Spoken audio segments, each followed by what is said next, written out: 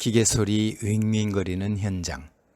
같은 제복 차림의 부자가 생산 현장에서 뭔가 궁리 중이네요. 참 아름다운 그림이죠? 부자, 아버지와 아들이 이렇게 나란히 서면 말 그대로 부자로 느껴집니다. 어린이에게는 아버지가 산으로 비춰질 때 있겠죠? 장성한 아들 또한 아버지에게 산으로 다가올 때 있을 겁니다. 이 부자는 서로에게 어떤 산일까요? 산과 산 사이에는 반드시 계곡이 생깁니다. 노자는 곡신불사, 물이 마르지 않는 계곡엔 끊임없이 새 생명이 자란다고 했습니다. 낮게 낮게 흐른 계곡물이 마침내 강을 이루니 이 겸손하고 숭고한 계곡의 정신을 삶의 지침으로 삼으라 했습니다. 동산홀딩스 인도네시아 손한평 대표는 제조업은 협력의 산실이라 강조하더군요. 리더의 노력과 능력, 조력자들의 땀이 시간과 함께 현장에 쌓인다고 했어요. 창업 세대의 나이와 감각을 뛰어넘어 새시대 흐름에 발맞춰 변화시키면 좋을 새 인물의 필요성을 강조했고요.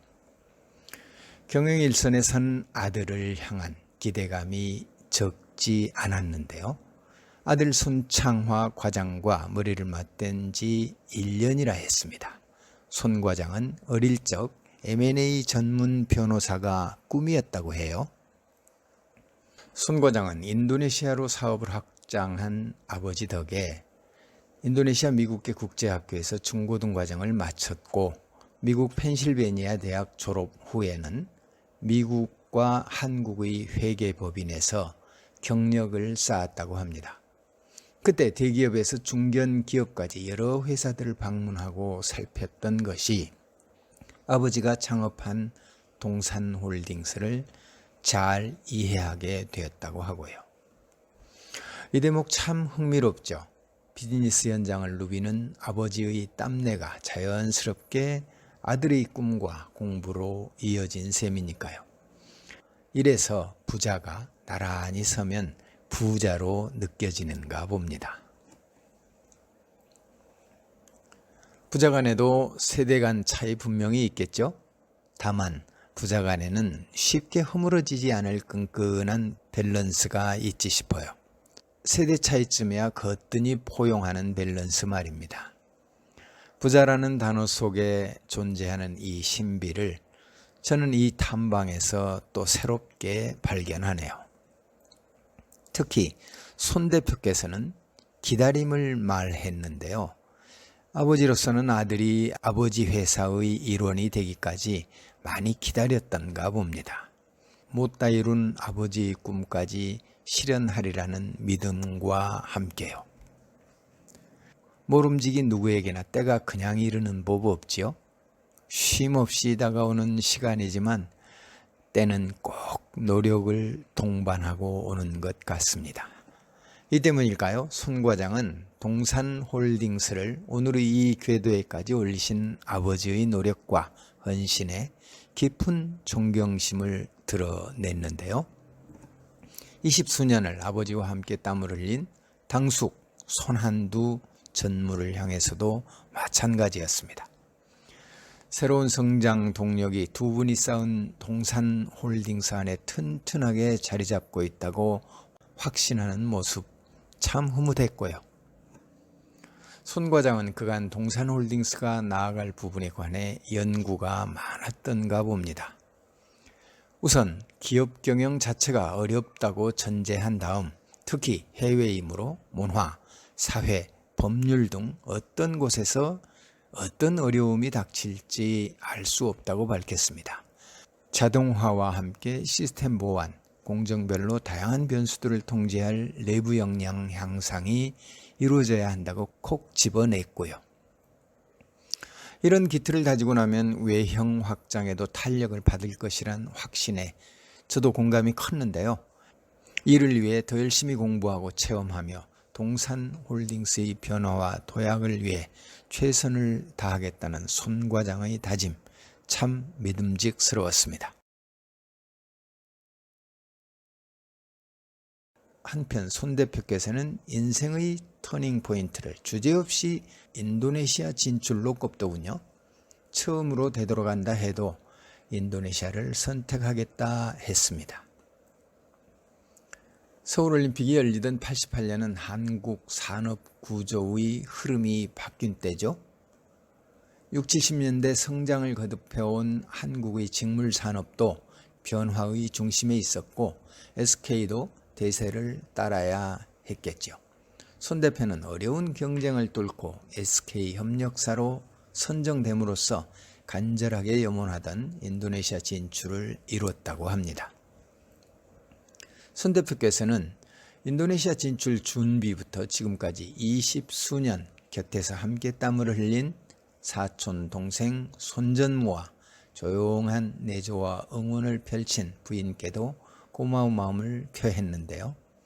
이 모든 성과는 손 대표의 변화를 향한 간절한 마음과 생각한 것을 실천해내는 의지에 있었지 싶습니다.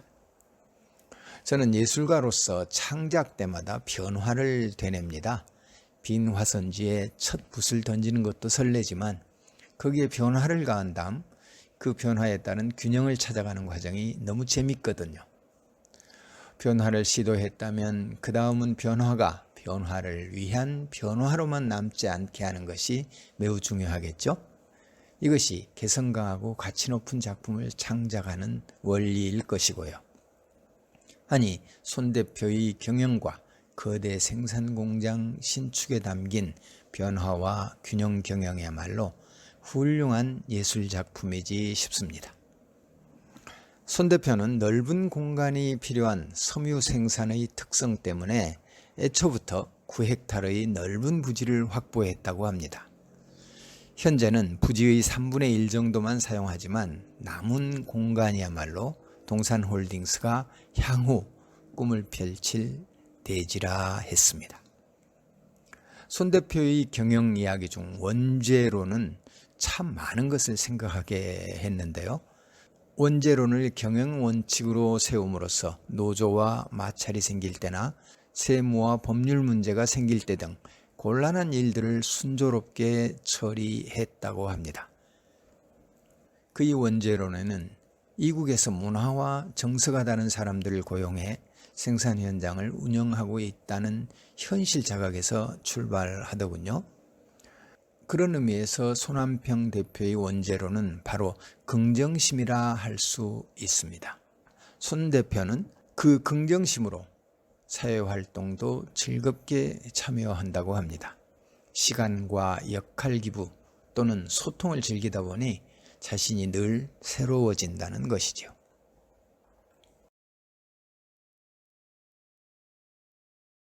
그는 직조산업을 인류와 함께 영원히 존재할 자랑스러운 업종이라고 강조하더군요. 그가 말한 직조 관련 모든 전문 영역에서 그의 자부심과 성공이 읽혀져서 좋았습니다. 손 대표는 종이신문 읽기가 40년째 이어오는 루틴이라 했습니다. 변함없는 종이 활자를 통해 변화하는 시대 흐름을 마음 안에 새겼음을 짐작할 수 있었는데요. 특히 그의 유비무한 정신이 생생하게 드러난 에피소드가 참 많았습니다. 미처 실현해내지 못한 꿈도 있다고 밝혔는데요. 아들 손 과장을 그윽하게 바라보는 것으로 말을 아꼈습니다. 그 눈길 속엔 무언의 믿음이 가득했는데요. 저 또한 그 믿음에 성공이라는 한 표를 얹습니다.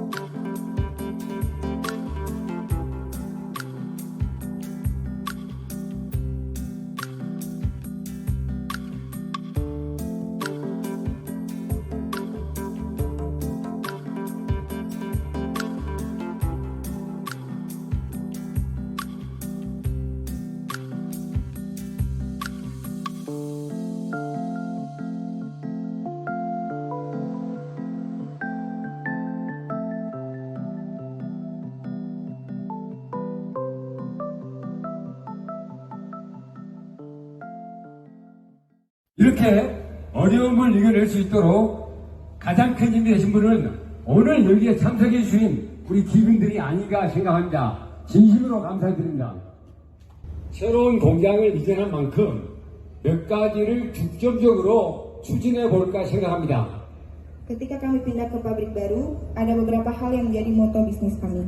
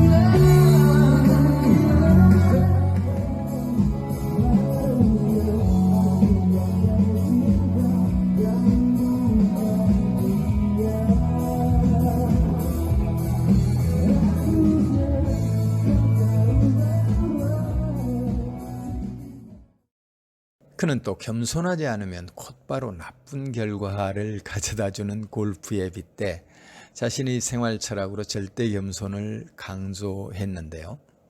적극 공감하며 저는 만초손 겸수익, 즉 자만은 손해를 부르고 겸손하면 이익을 받는다라는 서경의 한 구절을 휘호했습니다. 모든 골짜기의 물이 마침내 강을 이룰 수 있음은 아래로 흐르는 겸손 때문이니 겸손, 이 얼마나 깊이 새겨야 할 말인가요?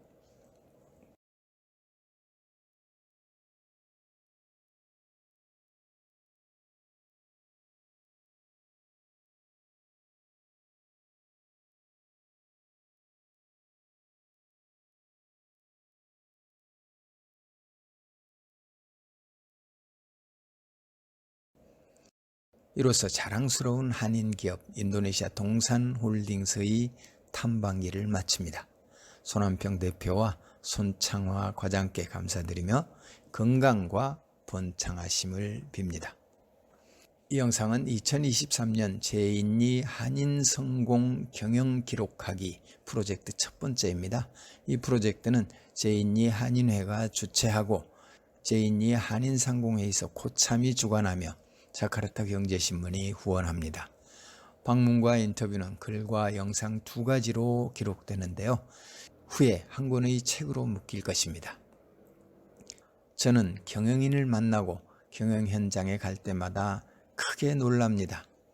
인터뷰 때마다 창의성과 실천력 출중한 명가들에게 감탄하지요.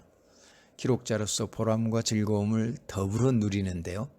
다음 경영탐문 영상도 기대해 주시기 바랍니다. 끝까지 시청해 주신 여러분 감사드리고요. 이상 산나루 손작가였습니다. 감사합니다.